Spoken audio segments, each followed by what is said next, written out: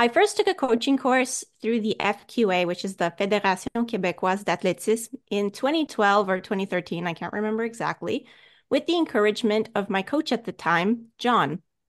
I remember not really being sure I'm coach material at the time, but Coach John had proposed it to the club as a way to understand our training, even if we never ended up coaching at all. Although that wasn't really the idea. He did want us to one day maybe go into coaching. That first course was paid by the club, and so I took the opportunity. This course was an entire weekend, Friday evening, Saturday, and Sunday all day, and included all the track and field events. At the time, you had to move up the ladder of courses before getting to the more specific endurance-focused ones that I was interested in. And this was the first step. They've since changed the system a little because in 2019, I took another coaching course through the FQA, which had an endurance focus on the last day, and the original course was no longer needed as a prerequisite.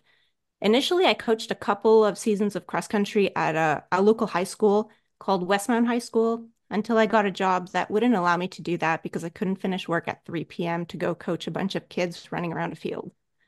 A few years ago, my friend sent me one of her friends that wanted a running coach, and that is where paid coaching began for me.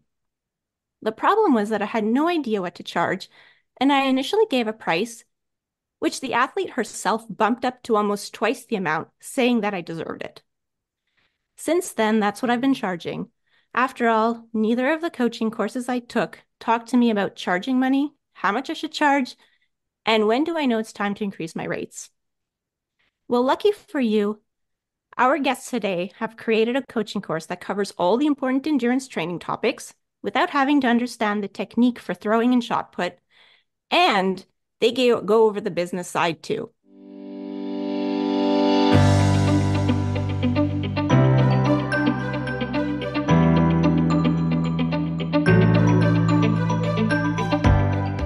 Hi, and welcome to the Running Book Reviews podcast, where we review books written for runners, about runners, and by runners to help you decide if you would like to read the book for yourself.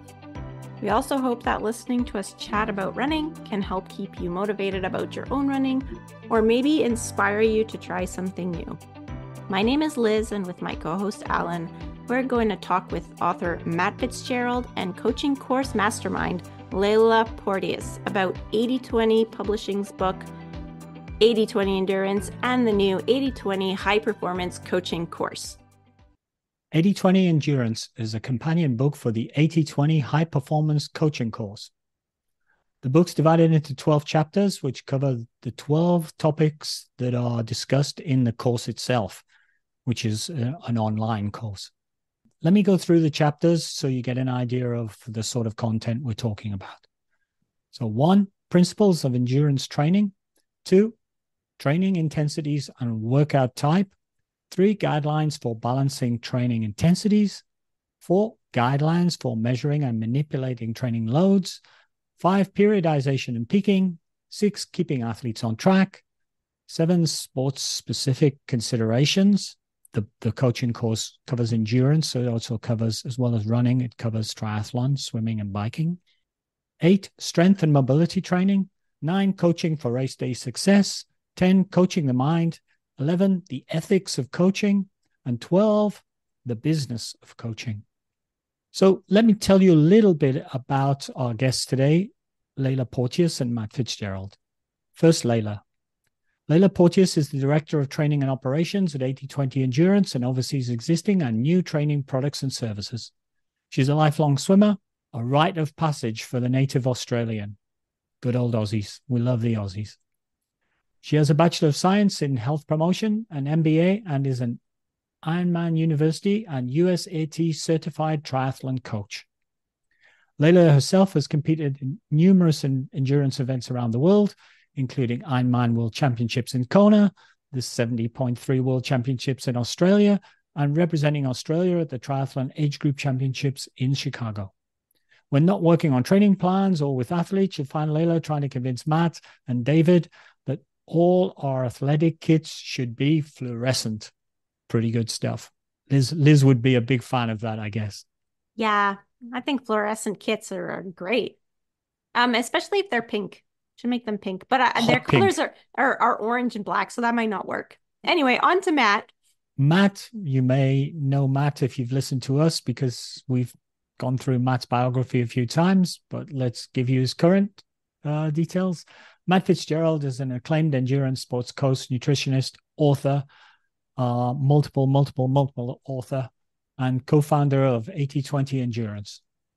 His many books include The Endurance Diet, 80/20 Running, and How Bad You Want It, including 3 or 4 extra books that we've also covered on our podcast series. That are not even listed there. That are not even listed there, yeah. Matt's writing also appears regularly in magazines and on websites such as Women's Running and OutsideOnline.com. His online training plans have helped thousands of athletes of all experience and ability levels achieve their goals. Certified by the International Society of Sports Nutrition, Matt has consulted for numerous sports nutrition companies, and he's the creator of the Diet Quality Score, DQS, smartphone app. A lifelong athlete, he speaks frequently at events throughout the United States and internationally. Welcome to the podcast, Matt and Leyla. Glad to be here. Thank you. So I guess the first question, as always, is, we are reviewing the book, but it goes along with a coaching course. So how did you decide to create this course?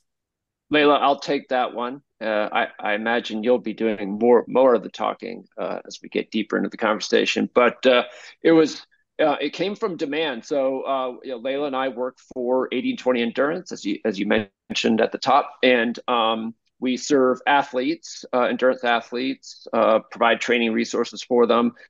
And the company's been very successful. We've got thousands and thousands of athletes all over the world following our programs. And then some of them started asking, hey, how do I become, like, is there an 80/20 coaching certification? Like, how can I coach under your methodology? And my fellow co-founder of the company, David Warden, and I realized there's a demand here and we should probably satisfy it. So that we decided to go ahead and make a course. Now, being who I am, just Mr. Prolific, writes too many books guy. My thought was, I'll just write a textbook and that'll be the course. And so I started doing that, and then Leyla joined the company.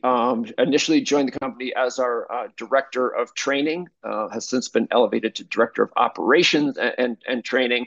And when she came on board, David and I kind of gave her the lay of the land. It's like, here's what we're doing, here's what we've got in process, and Leyla loved the idea of creating a course. She has a zillion certifications herself.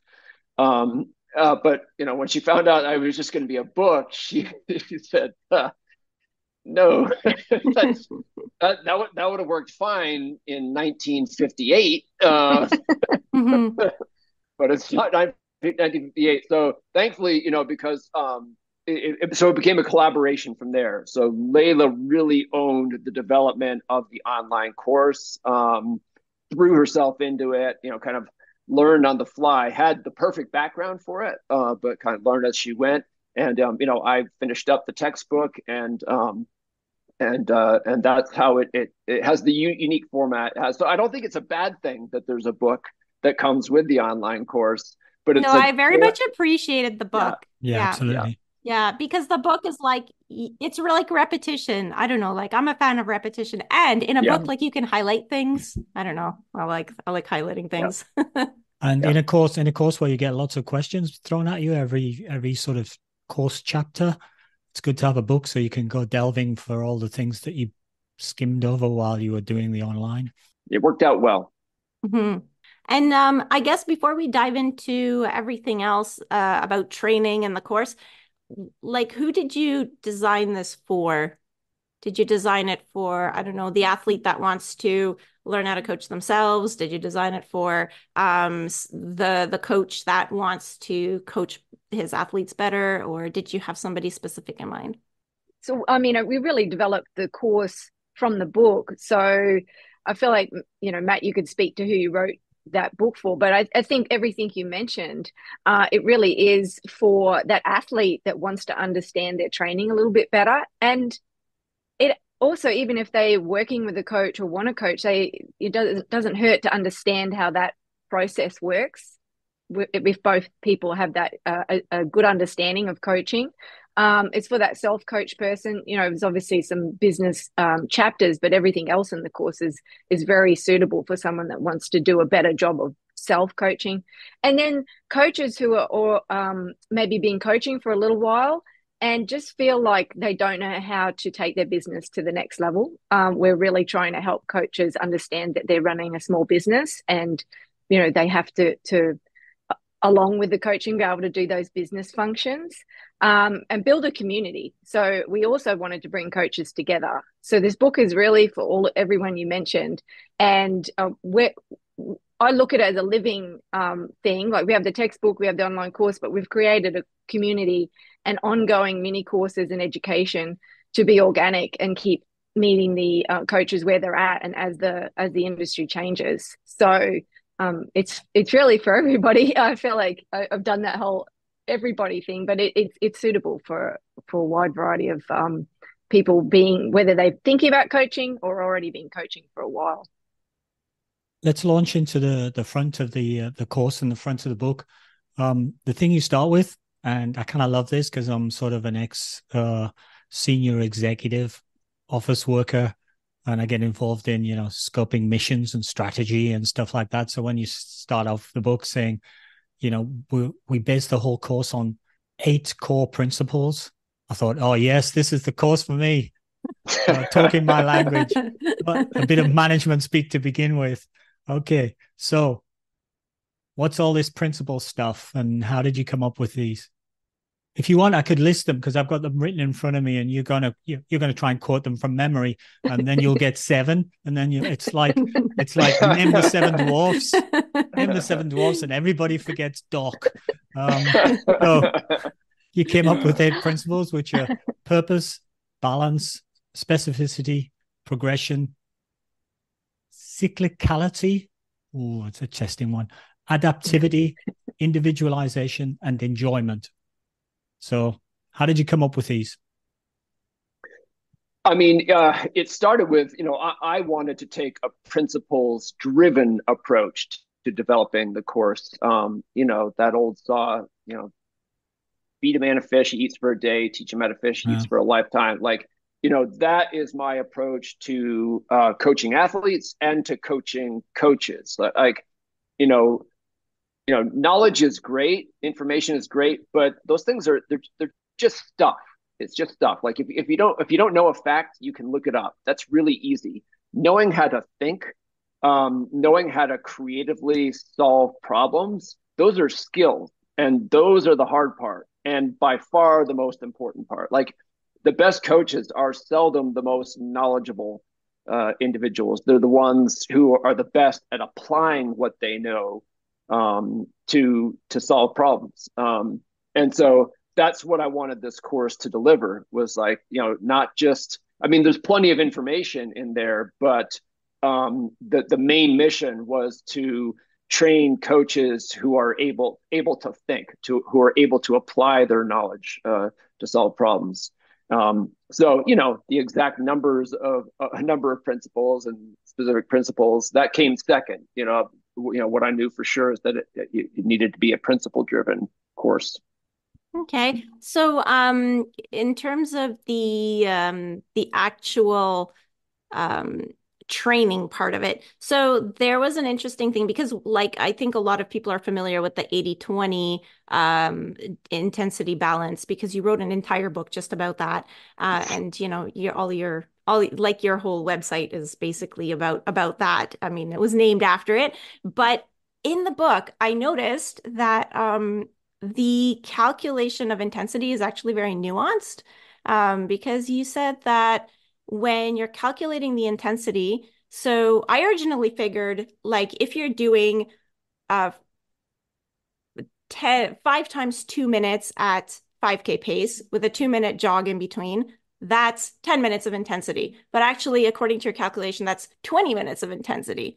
So maybe you want to explain why, and are there any situations where you do intervals where that wouldn't apply? Like, for example, if you were doing like sprint intervals where the rests are like really long, then I guess you would calculate intensity differently in that case, right? Yes.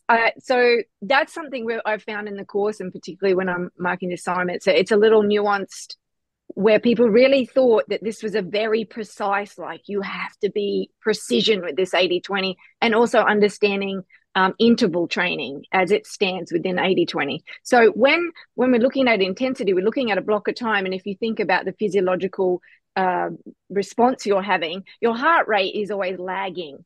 So as you do recoveries, and the approach to recoveries is a whole nother topic that we won't get into, and that would be a good one for David. So when you're looking at a 20% type workout that's working those upper intensities, you're going to look at that whole block of training in the middle. You actually look at the whole workout as being the 20% because of the physiological response to the harder work. And you're not going to come back down to zero. You're going to stay up there. You're just fluctuating at that higher effort. So you can repeat those intervals in a quality way. And get time at that upper zone. You asked a good question about if you took really long breaks between hard work. Now you're talking more of a HIIT kind of response, a high intensity, but long breaks. So you could be coming back to baseline. And now the time at intensity is much less, obviously, because if you're getting, your body's coming all the way back and you've got a full recovery before you're going again. You don't really see that in our training because that's that real polarized way of training with big recoveries. But that is a good question and a more complex question than I would get into. But the main thing with teaching intensity is you said the right thing. It's nuanced, and it's kind of something you can look at for each athlete over different durations of time, but you're never really looking at it every day. You're looking at it in microcycles of 7 to 10 days to 3 weeks. Each coach's going to find their own rhythm. And and even over a year, you're looking at it that basically, generally speaking, 80% of the time your athletes are working at that lower effort and they've got 20% of quality work that's appropriate to what they're training for. And it's also fluctuating throughout the season. So at different times of the year, there'll be different intensity balance focus. So this is the thinking part of it that we're definitely trying to get people to start to realize this and then recognize that as a coach, you're actually using some problem solving on how you're going to use this. But generally speaking, if you're doing something where you're 60% of the time, you've got more like 40%, or your athletes are drifting into this moderate intensity rut that we speak about, where they should be going easy, they're actually not. That's what coaches need to focus on, is helping your athletes actually make that distinction between quality upper intensity work where you're working in that threshold and over kind of effort, and what easy is and what it should be, and avoiding making your easy work too hard and therefore really doing that, what we see in a lot of athletes where they start to plateau or don't have response to the training because they just spend too much time in that middle ground. And for most athletes, that feels like the appropriate effort because we've got this impression of what training should feel like. And a lot of it is actually much easier than a lot of athletes think. So we're trying to help coaches understand that and then be able to communicate to their athletes, but knowing every athlete's slightly different. And that's the thinking part of being a coach. It's kind of cool because I've just recently started using my wife as a guinea pig because she's running 3 times 5K per week. So she's just really getting going. And I gave her some zones out of the zone calculator. And she said, I can't run this slow. It's ridiculous. I don't feel like I'm working out. And then now she's getting back and going, I'm giving her a bit more distance. And now she's getting back and going, oh, that was fun. Instead of being, oh God, I couldn't keep, the work rate up. She's getting back. I don't know if it's working. We'll see in the fullness of time, but it's quite interesting. People expect to feel a certain thing in the training, and when they don't, they feel they're not getting trained. Yeah. I think coaches struggle with that. And I do think our course really opens up that sort of thinking on coaches' part on how you can communicate this to athletes and explain what's really going on and why you're programming the training. Because I do think that's important skill for coaches you don't just need to know what you're doing. You need to know that your athlete understands the why between each workout and buys in on that. Mm-hmm. And because a lot of times there's an element of trust building. And when you slow an athlete down, to them, they get a little nervous. And that's something that, coaches need to understand why they're doing it, what's the benefit, and then show those athletes where they're starting to see improvements. So yeah, it's definitely what I find is there's a lot more questions around that 80-20 balance and intervals. We get a lot of questions from a lot of coaches. So it definitely is that sort of big learning curve. I've got to be honest, as a freshly minted coach, I think I get a bit nervous as well, because you see the athlete going, oh, I didn't really feel like it was much of a workout. And then you're starting to think, oh, they're not getting a workout. And do you have to go through this like a whole number of iterations with a whole number of people before you get comfortable with it? Yeah, buy-in is tough. I mean, you see a spectrum. Some people are on board pretty quickly, and others are just there's like a core skepticism there.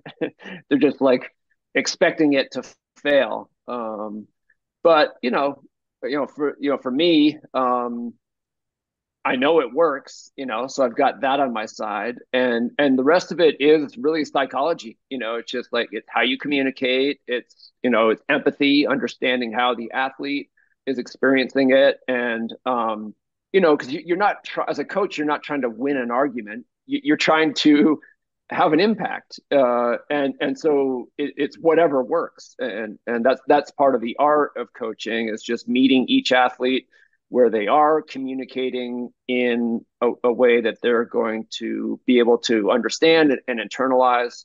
But the buy-in can be pretty challenging with some athletes. What really ultimately gets the hooks in, even the most stubborn, non-compliant athlete, is results. Like, Mm-hmm. like when they see it working, when they feel it working, then you don't have to sell it anymore. Yeah, Yeah, exactly. I find that every so often there'll be this one person, because I have one person, so she's got a history of being a university track athlete. And so they used to do everything hard when she was training. Like even their easy runs, they were hard. They would like be running up Mount Royal at I don't know, under 5 minute pace, which like, they were, I don't know, 18-minute 5K runners, so they weren't like 15 or 15-minute 5K runners, That's probably a 5 to 8% gradient up. Yeah, and they were probably running like 4:30 or 4:45 all the time, per kilometer, so not mile pace, because we work in kilometer pace. And so now she's past that. She's an adult. She's training for her own goals, like on the road. But I find that that's one of the things that's hard, is because her definition of easy like tends to be skewed towards like the hard end. And so sometimes when she says like, oh, that run, like I felt good, I don't know if that means that I felt good. Like I felt good because it was easy and I finished the workout and I was refreshed and I could continue with everything else I had to do in my day.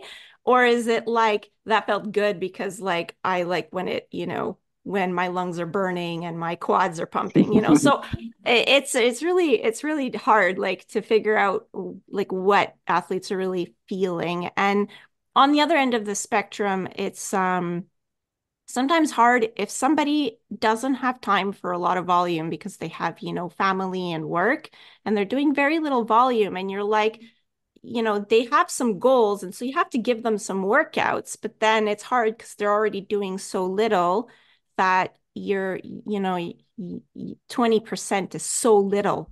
So I don't know if you have any experience in that. Like, do you just phase it, and in certain phases of their training, would you give them just more quality because like they need to have some quality? I can speak to this because I think, Matt, you may have actually written this in a blog somewhere, but like, studies have been done on the 80-20 intensity balance, and it goes fairly low on where it still works. There's a point at which obviously, if you're training less than 3 hours in a week, yeah, I mean, you could probably do each of those sessions with a level of intensity. Like you could mix it up with the easy warm up, cool down, and a little bit of work in the middle. But like if you're training less than that, you're probably not training on a progressive training plan. You're not training towards something. But if you really want those adaptations, and you really want to be able to get your body to adapt and increase volume safely, it's the 80-20 intensity balance goes quite low, down to, I believe, 4 hours. I may have read in a blog that from a study that Matt had shared. Okay. So, I just think sometimes people want to believe something else works, and this seems too simple, maybe. People want the silver bullet, they want the complex answer, and there hasn't been anything come along to say that this isn't effective. Like, there's just so many studies and so much evidence that this is an effective way to train for endurance sports. So it just does come down to that, working with each athlete, understanding their psychology, their reasoning behind their training and their relationship with exercise, and then how you navigate that with them. And that's where we can share the principles. But again, like Matt said, the art of coaching comes down to watching how your athletes interpreting that and understanding them and their relationship with exercise. And so, yeah, you will have some athletes that like to go out and beat themselves up. They like to, that is enjoyable for them. So they'll say great on every workout. So you're looking at those subjective things, but you've got to go check the data for some of those. If you don't go and validate and say, listen, I understand you felt good, but let's just walk me through this intensity here, because this looks like you were running a little bit harder than what we were scheduled. Walk me through this, and getting them to see that too and understand their own habits and behaviors and tendencies. That's what coaching is about, is helping people see things and helping them solve their own problems, and knowing how to do that. And it's not a simple thing. It takes time and navigating things that work and don't work and making those adjustments along the way. But generally 80-20 is like sort of, it's a way that you can always stay in an effective space with your athletes. Now you're going to experiment around that, but if you're getting outside of that, too far out of that, you're getting into the sort of risks that come, and that's where athletes, injury, breakdown, lack of enjoyment, we start to see those things happen with athletes that have too much intensity. Yeah, and let's face it, runners get injured a lot. Yeah, or lots of runners get injured.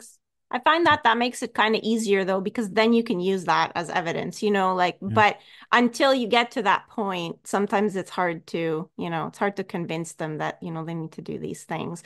But bartering sometimes works. Like, okay, if you do all your runs easy from Monday to Friday, for the Saturday long run, you can choose your pace. So like sometimes that works. You don't really know Liz, but she's a super gentle person. She'll be super nice to them and be kind. And I think if I was a coach, I'd say, what are you doing? Do you want to be good or not? Listen to me. And Liz would be going, well, listen, maybe it would be a better idea if maybe we can compromise. One of the things I noticed straight away when I started going through the course and looking at the book is that you have 2 extra zones in your training zones. I think most people in these days will be familiar with zones 1 to 5, where 1 is like the slowest jog you can do almost, and 5 is the fastest sprint you can do, and then divided in between. And so people are talk these days in casual clubs about running in zone 2 or running in zone 3. And then we see in the 80-20 endurance coaching program that there are zones X and zone Y. Wait, and can I just add a follow-up question? Because also it so happens that my marathon pace is in one of those zones. I think it's X. X is the slower one, right? It's the slower one of the 2. So now we have 7 zones. We have 1, 2, X, 3, Y, 4, 5. And Liz has the problem because her marathon race pace is in zone X for her. The problem. I don't know if I have a question there, but what's all this about? Well, I mean, the first thing I would say is God didn't invent zones, people did. And there's and therefore, there's more than one opinion, and they're just, they're they're tools, right? And so there have been a variety of zone systems over the years. Most exercise scientists now talk about a 3-zone scale. They're not coaching, they're doing science. So that seems to work for them. For us, when I sat down to write 80/20 running, I just sort of, I looked at the available zone scales and just kind of made my own that was a little bit of a, just tweak some of the existing ones. And, it was 5 zones, 1 through 5, and there were gaps between zone 2 and zone 3 and between zone 3 and zone 4. And those were just, well, that's just it. So I put this thing out, and people are, they're used to like the zone scale on the elliptical machine at their local gym, which is like this one size fits nobody type of thing with no gaps. So they're used to that, and then they see a scale with gaps, and they're like, "Why are there gaps?" And my explanation was, the gaps are intensities that aren't commonly targeted in traditional workout formats, and that was a true answer to the question. Like, zone Y, for example, is a little bit too intense for tempo threshold sessions where you're kind of locking in and grinding for 10 20 minutes, but a little bit not quite intense enough for intervals. It's like, hey, if we're going to do intervals, we might as well really get after it. So just not an area of an intensity. There's nothing wrong with it. You're not going to explode if you exercise in zone Y, just not traditionally targeted. But we got so many questions. So, I wrote 80/20 running before 80/20 endurance, the company existed. And when David Warden and I partnered up and created the company, his thought, wearing more of a business hat than a coaching hat, was, we keep getting all these questions about gaps. Why don't we just fill the gaps? So that was that seems easy. That was the birth of zone X and Y. And of course, invariably, we got the who moved my cheese questions about the people who were, used to gaps, and now there were no gaps. You can't please everyone. Okay. So I guess, be careful, Liz, because you'll get a note from 80/20 coaching. We have observed your Strava, and you seem to be training in zone X for too long. Your license is revoked. So okay, let's talk about weight loss. So there are all kinds of athletes that want to lose weight because I think the whole idea of running being just purely power to weight ratio is still kind of out there, and it's still pretty strong. And it seems like you're talking to any athlete, and they're like, "Oh yeah, I need to lose weight before I get to this marathon. I'm not on my goal race weight." But then all these newer books and newer articles that are coming out, they're all about fueling performance, and you do talk about that in your book, and you actually say that athletes that need to lose weight should do it outside of their training cycle for their goal race, and that it requires a different intensity balance, like a higher instead of 80/20, it's like, I don't know, like more than 20% intensity for the weight loss part of it. Why and how much higher should athletes train in terms of intensity balance, and how do you manage this idea? Because I find that sometimes athletes think they need to lose weight, but like they probably don't. I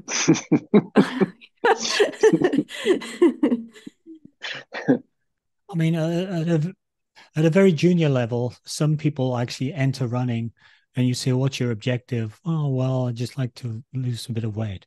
Which that's fine, because I feel like, okay, fine, then they could just run. They're usually probably not being coached, I think, usually.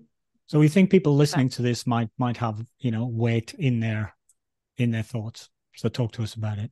Yeah, it's a tricky topic because you summed it up exactly how we cover it. Yeah, I was like, oh, we're going down the rabbit hole with nutrition. But generally speaking, our advice in the course is we're focused on coaches' performance coaching. So you're coaching someone for a race, performance, outcome, goal. fueling for the training, we know now is absolutely essential for recovery and adaptation.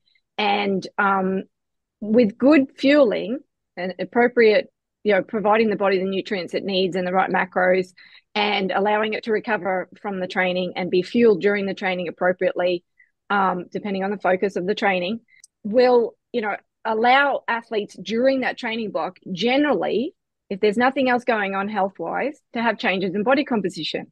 It's just logic, right? So there'll be a calorie deficit occurring because it's really hard oftentimes for the longest events to actually eat enough.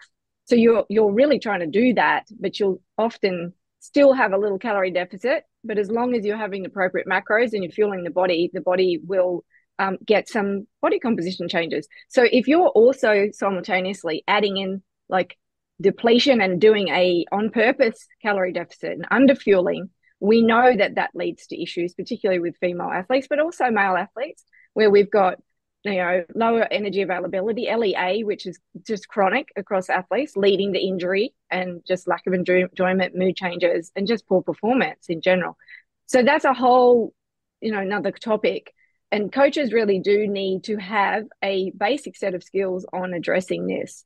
Do they have to be absolute experts at it? No, but they need to, in the first instance, be able to address these things with their athletes and know when to tell them, okay, we're in a race-specific block. I need you to be fueling these workouts in this way. I need you to be eating like this after workouts and staying hydrated, because the quality of the training and the consistency in training is going to be dependent on that. So the training requires you to understand how that athlete should fuel based on their gender, age, culture. So it's complex. It's a tricky topic. Now, an athlete maybe gets to the end of the season and they're still got body composition. I always use the word body composition with athletes. I just feel like it hits different because then they understand that this is not a weight loss game. This is that if you want that power to weight ratio, you need good body composition. So if you can keep your muscle and you can reduce unneeded body fat, I say unneeded because that's particular for each individual athlete. Yeah, and female athletes we know operate better, from a health standpoint. They need a certain, you get too low on the body composition and the body fat in women, and you start to have some of those concerning health issues start to happen, which impacts again injury rate and mood and consistency in training. So it's a really tricky balance of coaches understanding enough of this, but knowing, how to approach the topic with their athletes, approach it appropriately, and knowing, when you have an athlete that potentially needs to work with a nutritionist or a dietitian, if they're, starting to struggle with this. And there's times of year that's fine for an athlete to go and drop volume and increase intensity. But, particularly they're probably going to be, I'd be encouraging them to do a strength training block to work on muscle, because, that's going to have a really good impact on power to weight ratio and impact their body composition. So if your athletes are just eating absolute rubbish and they're drinking all the time, which we know happens amongst endurance athletes, there's some endurance athletes celebrate every single session. So, there's things like this as a coach. It's just nuanced. We know that, carbohydrates are important for endurance athletes. We know there's a lot of different opinions on that. We come from no, carbohydrates are essential for fueling endurance athletes, for fueling the workout in advance of the workout. Now, there are different approaches to long workouts where you may be going low with the carbs. That's where a coach needs to understand what they're doing and apply that carefully, knowing that athlete will respond well to it. So that's sort of I feel like it is we have so much access to lots of different points of view on fueling and nutrition. And as a coach, you just have to find what you're comfortable, get your knowledge base and not go outside and do things that you're not comfortable with. Use what you are comfortable with your athletes, and stick with it. Don't get gimmicky with trying to do quick fat loss for your athletes 3 weeks before a race to get them leaned up. It's just, if you haven't done that and that's not something you're really an expert at, don't take that risk with your athletes. Yeah, I think generally my approach is, look, eat lots of good food, do the workouts, and your weight will find, your body composition will find its point. Mm-hmm. And that's a good way of kind of avoiding the what's your number, or what's your BMI, or those kind of things. While you're talking about difficult sort of conversations, something that specifically came to me when I got my final exam results from Leyla Porteous in the mail was that I should have had a conversation with my athlete about her menstrual cycle. I'm the tail end of the baby boomers, male from a working class background, and you don't necessarily find it easy to talk with young girls about their menstrual cycles. So as a coach, and we need to break this kind of thing because it's important. So don't worry, Alan. I'll talk to you about my period if you want more. Yeah. This kind of bodily functions. All bodily functions are up for discussion when you're on the training run. But as I think most athletes have noticed, but it occurred to me that I never mentioned it because I didn't know really how to address it, so I didn't mention it in my discussion. And maybe lots of people do that, avoid mentioning it. So what should I say? How do I attack this? Approach this? I think it's very simple. One, it's you becoming comfortable with the topic, and it doesn't have to be. You can just say, and just with female athletes, like also just making sure that your cycle health is good.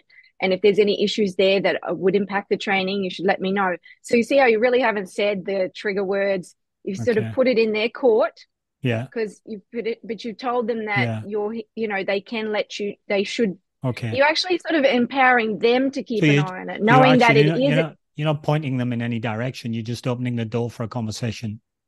And letting them know that this is a part of all of this. So if their period has stopped or they're having issues, and the conversation has throughout the female life cycle, really. You've got, young women where we know we have high, rates of low energy availability, RED-S, that leads to menstruation cycle stopping. And that's a big problem. That's a huge issue. That's a red flag that a coach needs to know about. That impacts, bone density, general health for the long term. So don't worry about that 10K PR. This is your health span here. Yeah, it can be impacted by this. So it does something as a coach you should have in the back of your head. Are you like jumping on your athletes about it? No, but you would be finding a comfortable way to include it potentially in an athlete questionnaire where it's not even a verbal response; it's just a box they tick.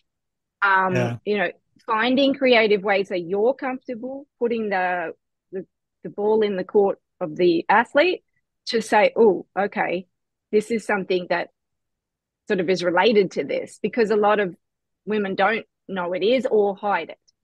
And I think it's something, and it's often usually due to lower energy availability. So not fueling appropriately. So under eating is a bit, or overtraining. Those two together is the recipe for it. And then as you get into, later years, you're getting women starting. We know now that the perimenopause and changes in the cycle start occurring in late 30s. And that impacts training as well, and needs to be, coaches be able to help female athletes navigate that with changes in the way they're training and changes in their fueling. So I think as we get more comfortable with it in the space, it's going to become easier for coaches. But I do think if you're uncomfortable, don't avoid it. Just find a way to put it out there that you're comfortable with, and often with a questionnaire where something where they fill in a survey and you've just got those questions in there. It feels a little more comfortable for everyone. So that's what I would recommend for people that don't want to get into a verbal exchange about it, because and you may get more comfortable with it, or that may be, the female athlete might not be comfortable talking about it with the male athlete. So I do think that questionnaire approach I included in my questionnaires, and that's a great way, because often it will start the conversation from their side. They may bring it up and get more comfortable, or it'll come up later, but you've sort of opened the door for it. And then I think as you continue the coaching relationship, if you see some things where you feel like there's, potentially concerns for this sort of thing. Sharing resources is a great way. So just sharing a resource, a reading document or something about the topic. So you're getting them to read it and then say, if you'd like to talk about it, just reach out. Okay. Because it is a lot to put on you to have to feel like you have to bring this up. You don't, but it is something you want to think, how would I address this if I realized I have an athlete that's, having issues here and it's impacting the training, or the training's impacting their cycle. So I have a question about like birth control because so I used to do my coaching through Google Docs, and I had a column that was just like the cycle day, so like 1, 2, 3, 4, and the only purpose was just to see if there was any trends, because then there was also like a comments column. I don't use Google Docs anymore, but then one of my athletes was like, "Oh, but I don't get my period because she takes one of the birth control. I don't know if it's an injection or what she takes, but she never gets her period at all."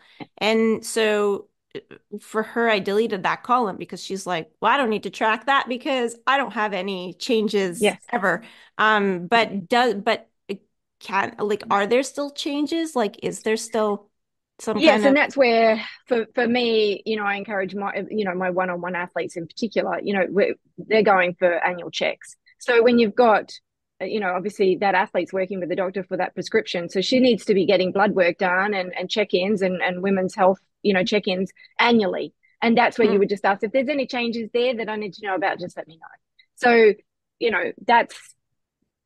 you're now not tracking a cycle, but there's definitely things that can be going on. But once, an athlete's on any kind of oral contraceptive, their cycle is controlled. It doesn't mean that they couldn't be doing things that are impacting their health. So that's where their doctor should be checking in on that and taking blood works, checking their iron, checking their blood protein, things like this each year, so that we know that they're healthy. Okay. But I guess they don't have like cyclical fluctuations and, things like energy and stuff.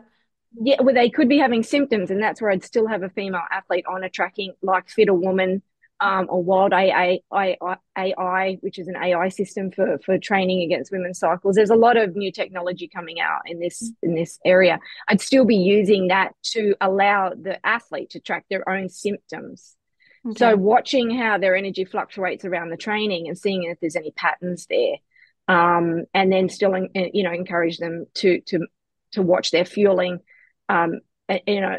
Discourage fasted training really is the biggest thing for female athletes that we've noticed does impact the female hormone response. So there's little things like that, just ensuring your female athletes are fueling before their training, taking in protein after. On harder, longer sessions, short sessions, you're going to be realistic. But if the session's sort of an hour and got some, fairly decent intensity, you'd want to have a strategy for that. If it's over 90 minutes, even if it's just low endurance, you also want to have appropriate strategy for fueling. And women seem to be more impacted by this physiologically. So that's what we're finding. So the science is starting to tell us it's new. We're pioneering this really. Women's research into female athletes is sort of still new. There's not a lot of it. So we're sort of... Okay. In terms of discouraging fasted training, are you talking about chronic fasted training?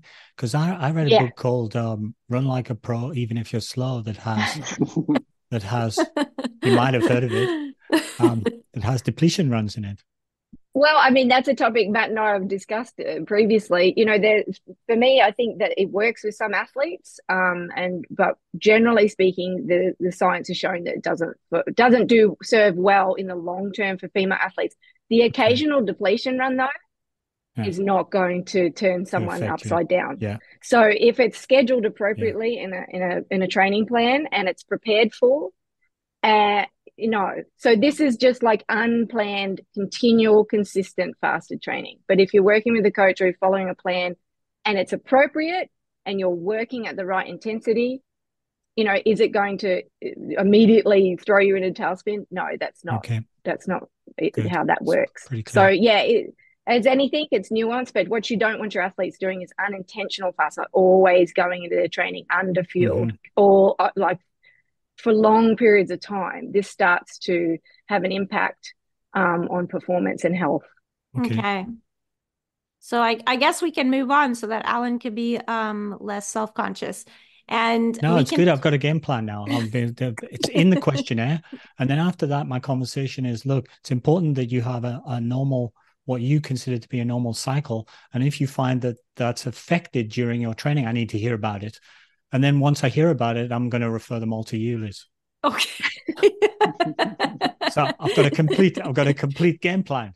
Excellent. Yeah, and thank you, can you please ask them if they could like track it for a few months so that they know if they're regular or not, because like those kinds of things matter. Anyway, so next, let's talk about the platform that you guys because you guys use Training Peaks as your platform for coaches to coach athletes, and there are other platforms like my previous coach, he used Final Surge. So how did you decide on using Training Peaks? And I think that you might be branching out to other platforms from like a recent email that I got at some point.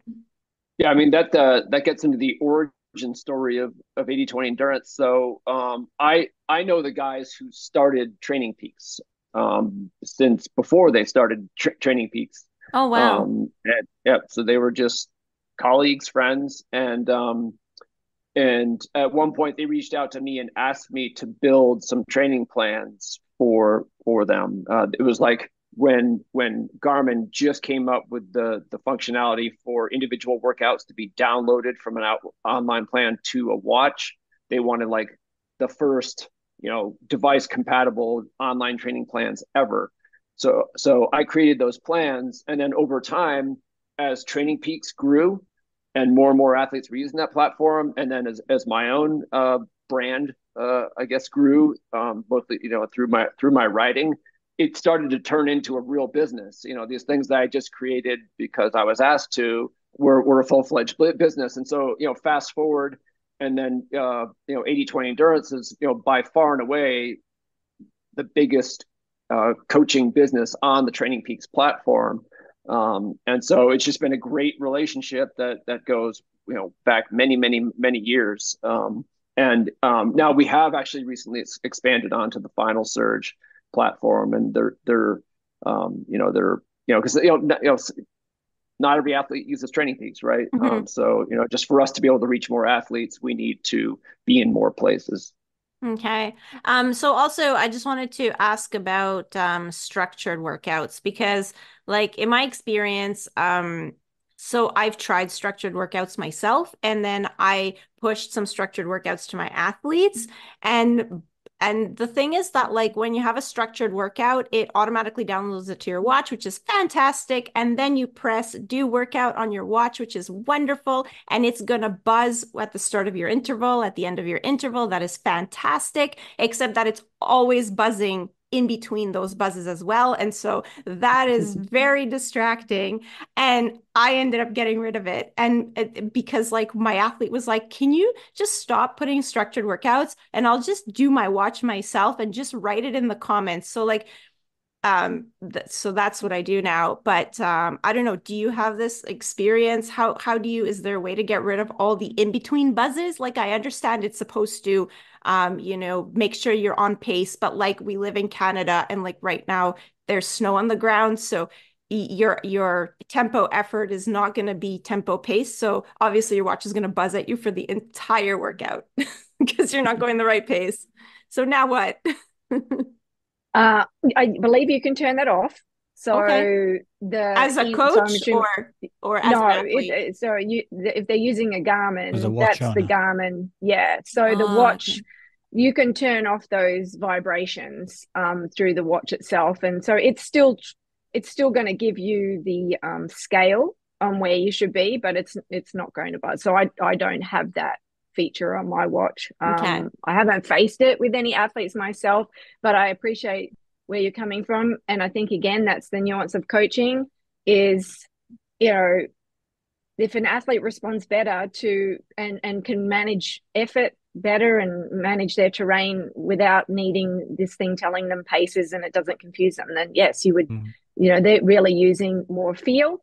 and some cues from the watch. And this is the same across metrics. And so we have sort of tried to create our plans in a way that hits a lot of people where they're at. So we've taken full advantage of Training Peaks functions.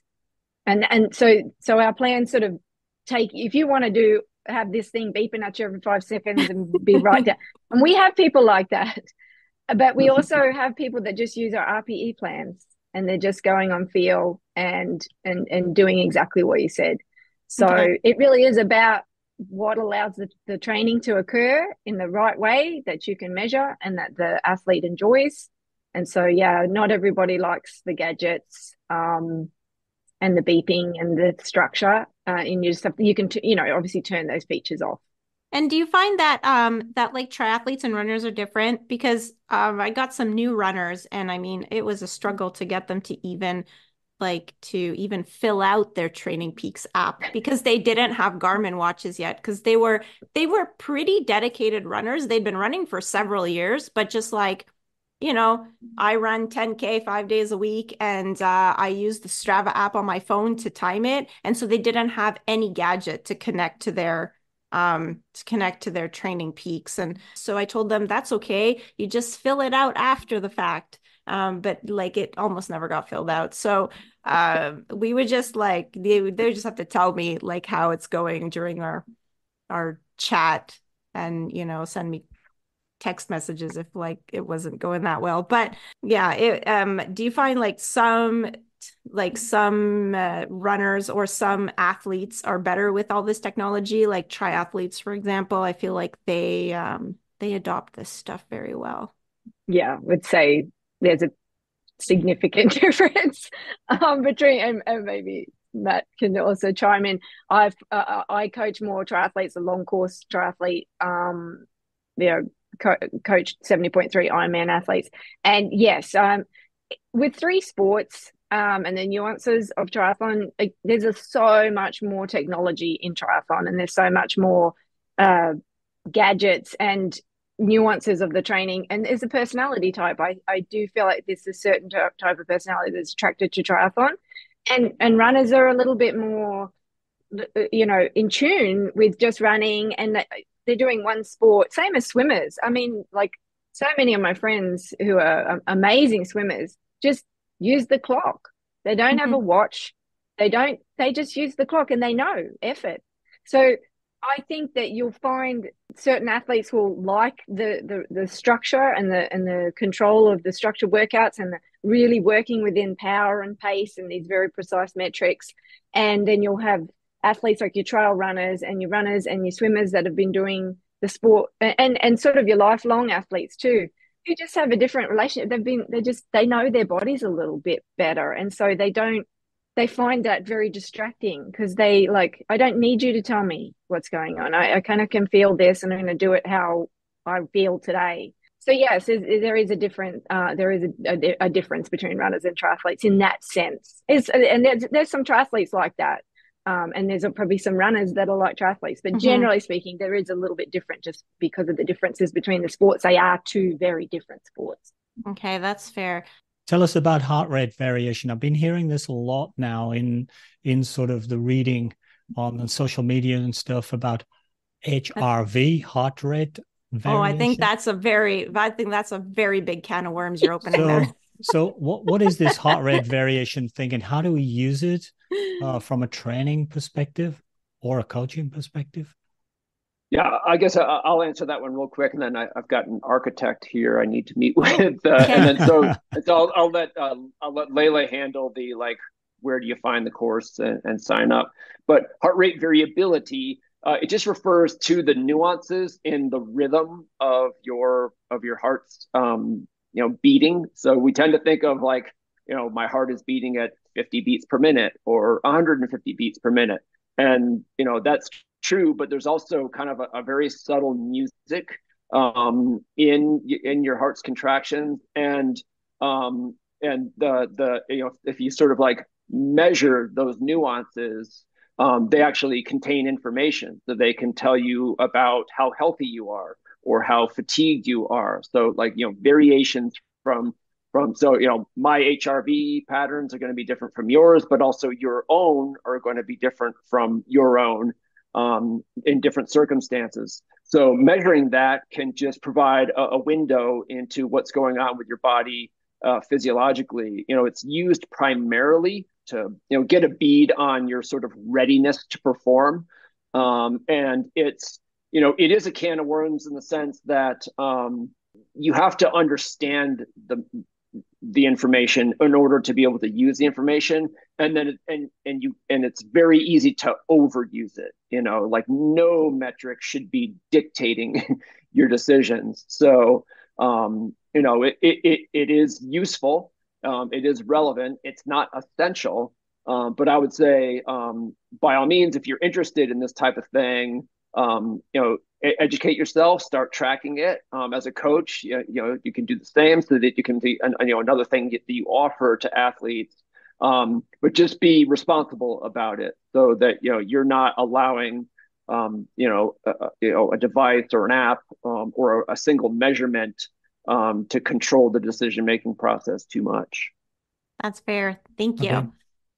So, where can people learn more about the coaching course? And also, is the book only available with the course, or can people buy it separately?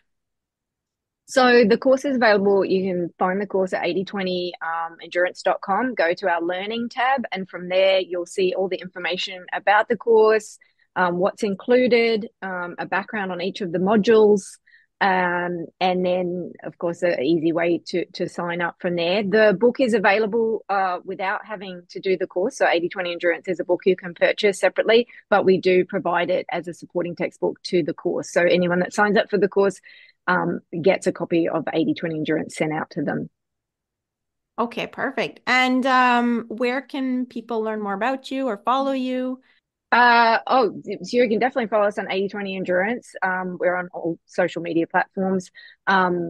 Me personally, I'm pretty bad at social media these days. So it's like you can really find anything about me through the course. I tend to spend most of my time in the coaching community or developing up and coming programs for our coaches. So I'm not spending a lot of time out in the social media, which is a segue to our next coaching mini course. Actually, it's coming out. We're working with Michelle Lake, who's someone that really helps coaches develop the business side of things and get a better sense. And so one of her biggest sort of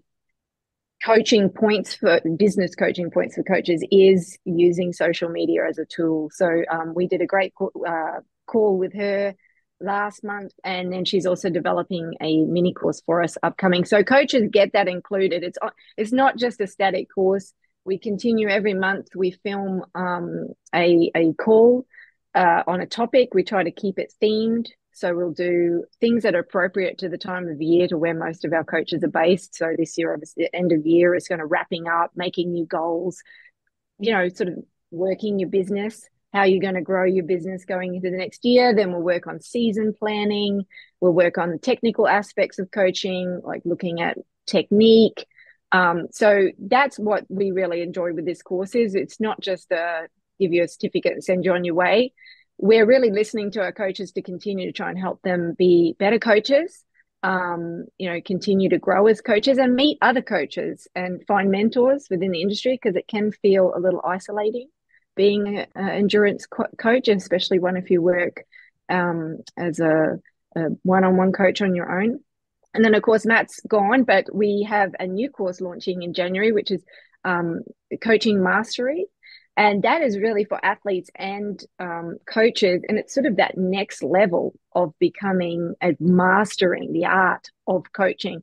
And so he has done all the filming on that. There will be a book with it coming out in the future, but we're really excited about that because it starts to really get into the art of coaching. And that you can have all the technical parts and still be thinking like, okay, like there is nuances to it. And I think allowing coaches to realize that there is no one way to do this. This isn't a precision thing. There is there's some basic models on the coaching, and then there's the art and the mastery of becoming a really great coach and athlete. So we're really excited to continue the education. And of course, Matt will continue to write books.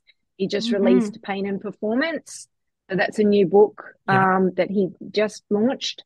Well, and coming to a well-known podcast near you in the near future. So you already had that one as well. So he'll continue to write for us, and I'll continue as much as possible to turn it into education or other formats that we get access to a wider community, and keep educating and helping coaches and athletes get better and better.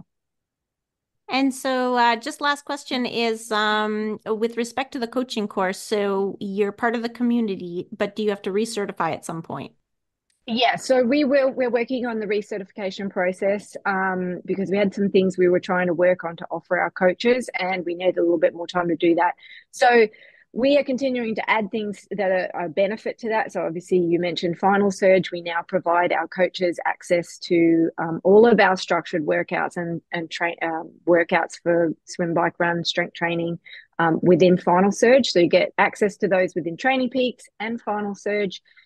We are looking at other opportunities that the recertification will provide benefit, things like coaching insurance opportunities, and of course the continuing education. We provide 4 CEUs for USA Triathlon. We're working on being certified by other bodies officially, but a lot of other governing bodies do recognize our course because of the amount of education that's provided, the length of the course.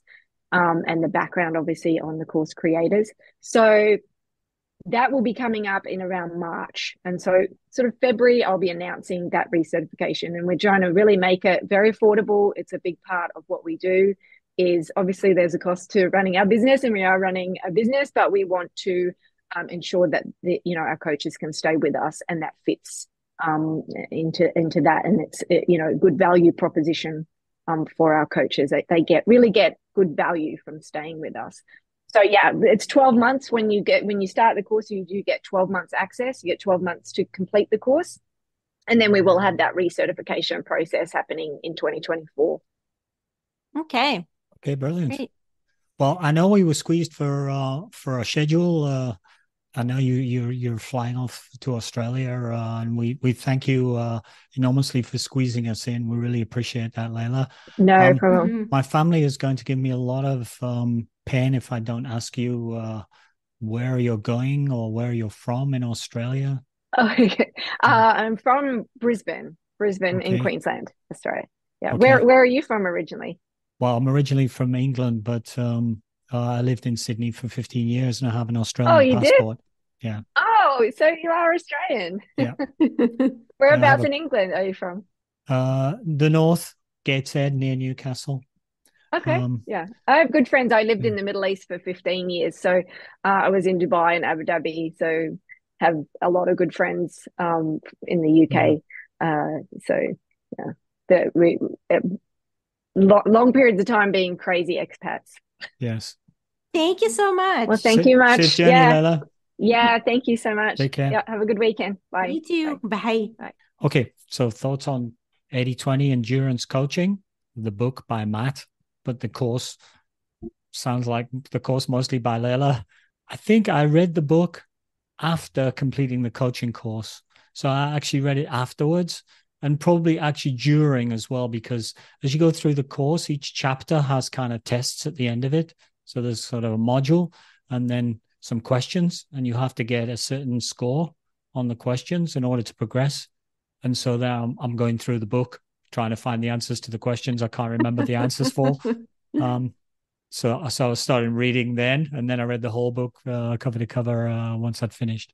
I love the idea of principles, like I said during the start, because this helps to sort of drive what decisions you're going to make without actually knowing a lot of necessarily all the facts, all the little details and all the info, which is always renewing, etc.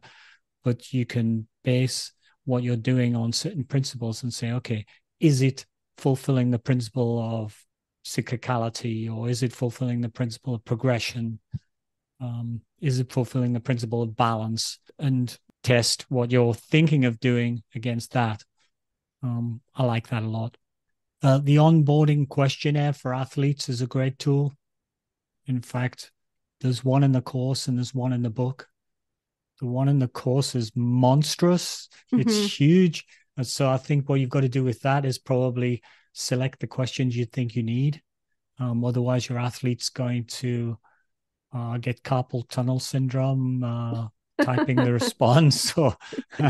But at least it's comprehensive, and then you can choose which ones you want. The one in the book is a bit more streamlined, and in fact, I've tended to orient it towards that.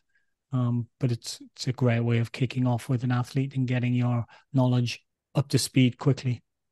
Apart from loads of great coaching education, it has a sort of key points and guidelines section every so often in the book, which I thought was quite nice.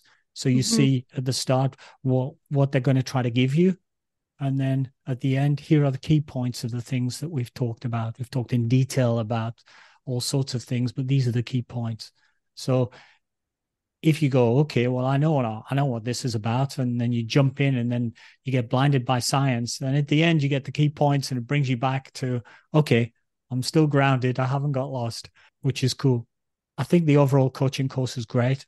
I really enjoyed it, and I learned a lot, new terms, new approaches.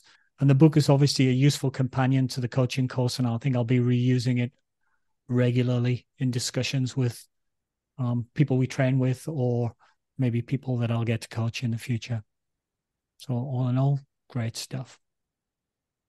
Yeah. So, I mean, I don't really have much to add to that. Like I enjoyed the course. I thought the resources they provided, I mean, they're very comprehensive. So you don't just have you have questionnaires, you've got the course, and then you've got the questionnaires, and they have some extra training that you can do that gets uploaded every so often.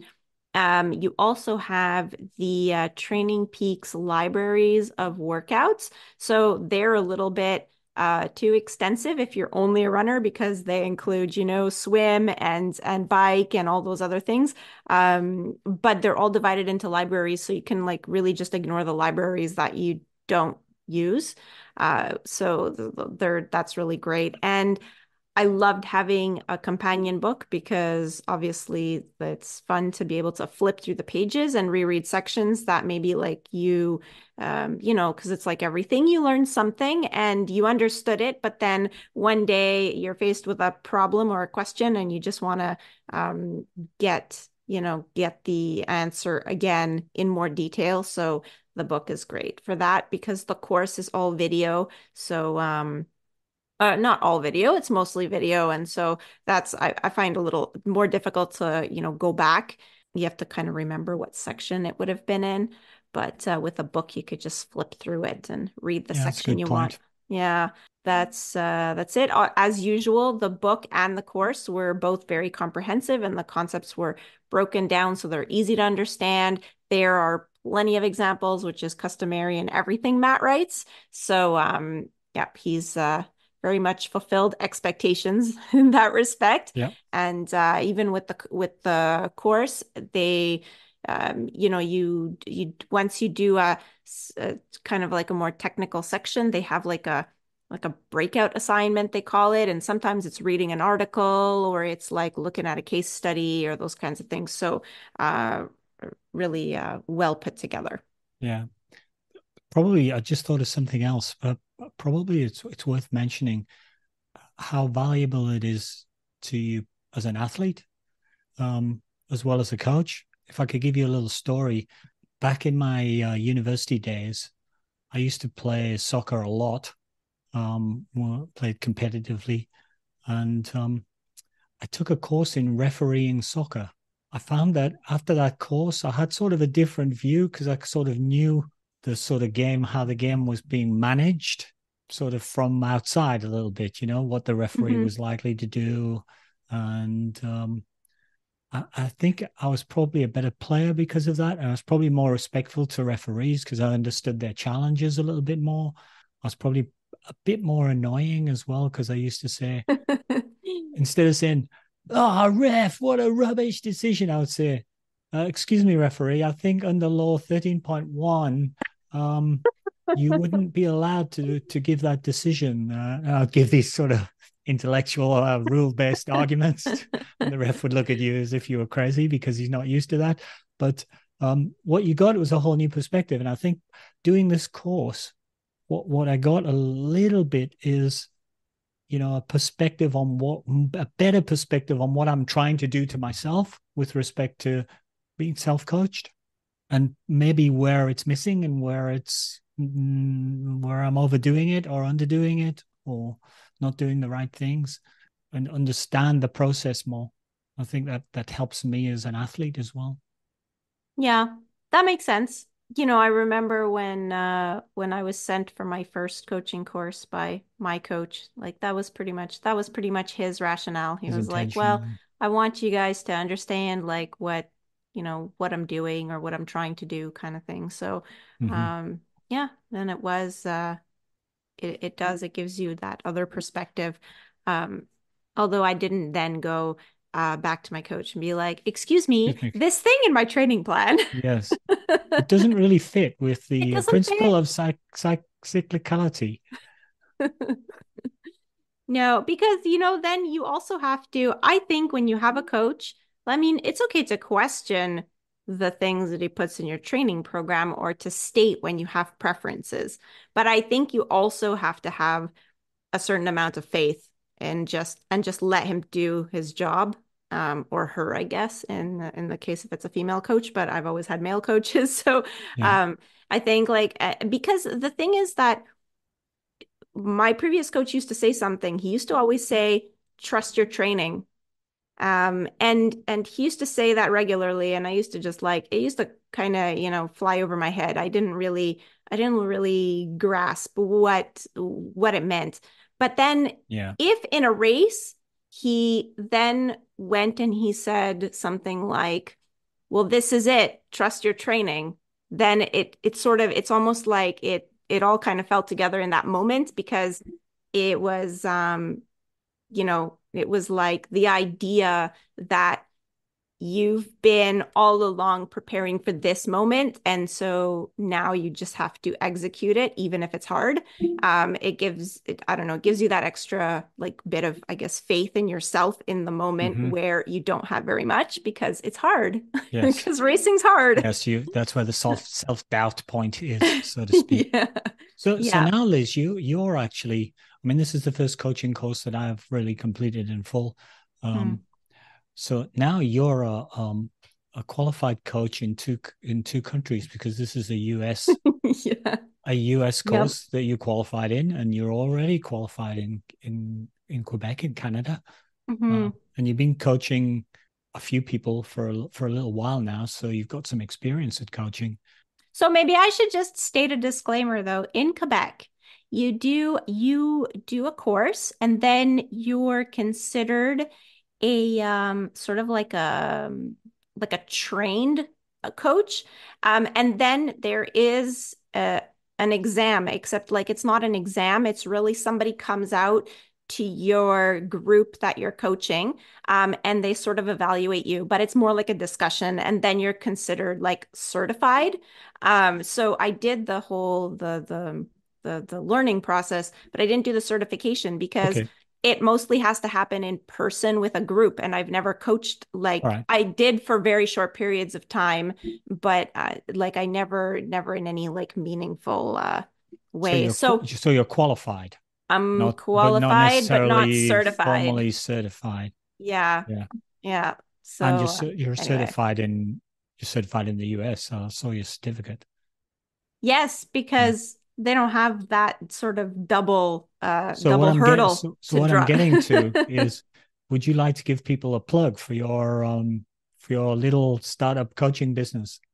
Oh, What's it called? well, it's called the Run Effect. So far it's an Instagram and a Facebook page and a website that was put together by me. with a template. So, it's a little bit of a work in progress. But I mean, if you needed to contact me because you wanted coaching, that would be where to do it.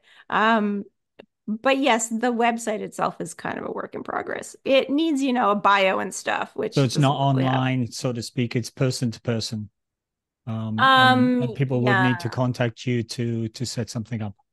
Exactly. So the thing is that I did think of doing sort of online groups, but I had like a bit of a group that was training for Philly for 5 months, and so they were three. I thought I would be adding to them. So I have these ideas of how to make coaching a bit more accessible because I don't know. I feel like I've benefited from being part of teams, and I know that people can't really do that, but the replacement for that could be like a little group that's virtual. And anyway, I have some ideas to set those up, but it didn't really like the Philly group was just three guys that knew each other already, and nobody added themselves to that group afterwards. But if you're interested in that kind of thing, you can send me an email through the website, and we'll see if in the future I try and get something together if there's enough interest, like a training group for the New York Marathon or something. Okay, so you're building your business now, the Run Effect, and it's not quite built yet. But if somebody wants to get in early or get together with a group of people that they want coaching for, they can contact you directly through your online. Yes.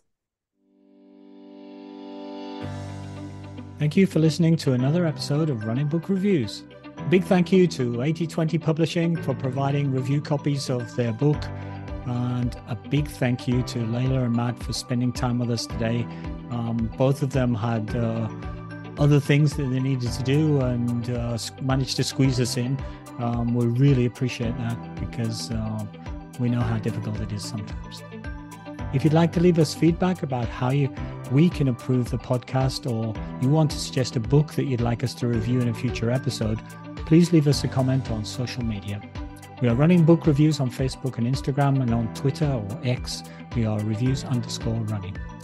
Please also follow us on social media to find out about new episodes when they are released, or you can just subscribe to the podcast on your favorite streaming platform. There's also a few ways you could help us out if you'd be so kind as to do that. If you're enjoying the podcast, spread the word. The whole world hasn't heard about Running Book Reviews yet, but we're working on it. So tell your friends about us or share a link to your favorite episodes with a running partner. You can also leave us a review on Apple Podcast. We really appreciate written reviews, but you can leave us a star review, and you can rate us as well on Spotify out of 5 stars. A good thing that you might like to do is to find us on a website called buymeacoffee.com. Basically, there are little updates and things to share on there, little extras.